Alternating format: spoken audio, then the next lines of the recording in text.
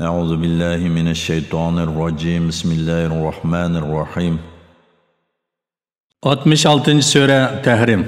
Madinada nazil bo'lgan 12 oyat. Nihoyat shafqatlik, mehribon Allohning ismi bilan boshlayman. Ey payg'ambar, nima uchun Alloh sana halol qilgan narsani ayollaringning roziligini tilash yuzasidan harom qilasan? Alloh nihoyat mag'firat qiluvchidir, nihoyat mehribondir.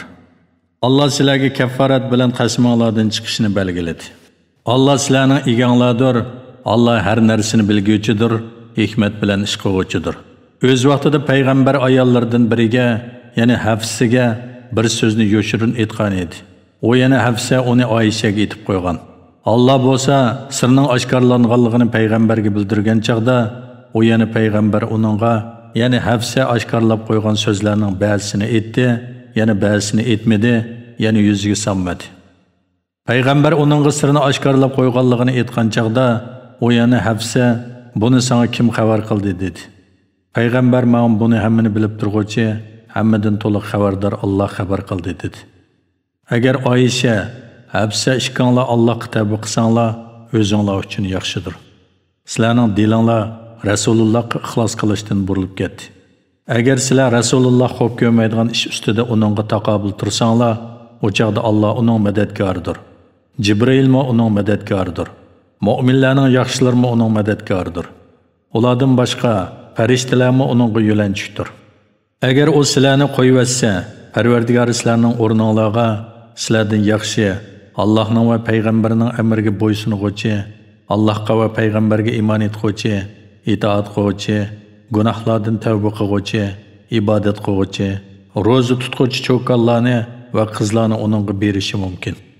Ey mu'minlar, o'zinglarni va bola-chaqanglarni inson va toshlar yiqilg'i bo'ladigan, rahim qilmaydigan qattiq qo'l farishtalar muakkal bo'lgan do'zaxdan saqlanglar. O farishtalar Allohning buyrug'idan chiqmaydi, nimaga buyurilsa shuni ijro qiladi. Ey kofirlar, bugun o'zri etmanglar. Sizlar faqat qilmishinglarning jazosini tortisizlar. Ey mu'minlar, Allohga samimiy tavba qilinglar. Umidki, Parvardigoringlar sizlarning gunohlaringlarni yo'qqa chiqaradi. Sizlarni ostidan o'stanglar eqib turadigan jannatlarga kirgizadi.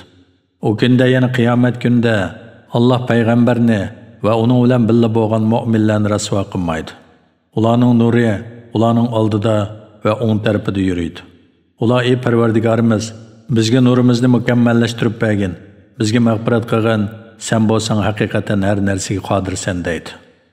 Ey payg'ambar, sen kuffar va munofiqlar bilan kurash qilgin, ularga qattiq muomala qilgin. Ularning joyi jahannamdir. Jahannam nima degan yomon joy. Alloh kuffarlarga ularning mu'minlar bilan tuqqandochiligining foyda bermasligida Nuhning ayolini va Lotning ayolini misol qilib ko'rsatdi. Ular bo'lsa bizning bandalarimizdan ikki yaxshi bandimizning umrida edi. Ularning ikkilisi erlarga iymon etmaslik bilan xiyonat qildi. Ularning erlari, ya'ni Nuh bilan Lot, payg'ambar turug'liq, ulardan Allohning azobidan hech narsani dafi qilolmadi. O ikkisiga do'zaxga kirguvchilar bilan birga kiringlar deyildi. Alloh iymon etganlarga Fir'avnning ayolini misol qilib ko'rsatdi. O'z vaqtida o, ey Parvardigorim, dargohingda menga jannatda bir uy bino qilgin, meni Fir'avn va uning yomon amalidan qutuldirgin, meni zolim qavmdan qutuldirgin dedi. Hamda Imronning qizi Maryamni misol qilib ko'rsatdi. O ippitini saqladi. Uningga bizning tarafimizdan bo'lgan ruhni po'ladik. Po'langan ruh uning ichiga kirib Isoga homildor bo'ldi. O Parvardigorining so'zlarini va nozil qilgan kitoblarini tasdiq qildi va Allohga itoat qiluvchilardan bo'ldi.